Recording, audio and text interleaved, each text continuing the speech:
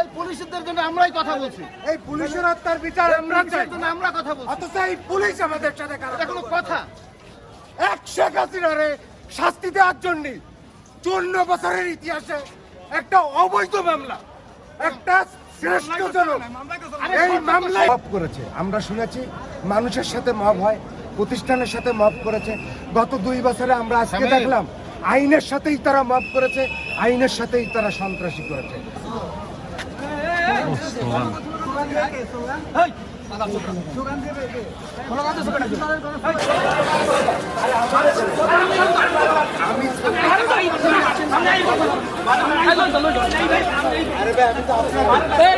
please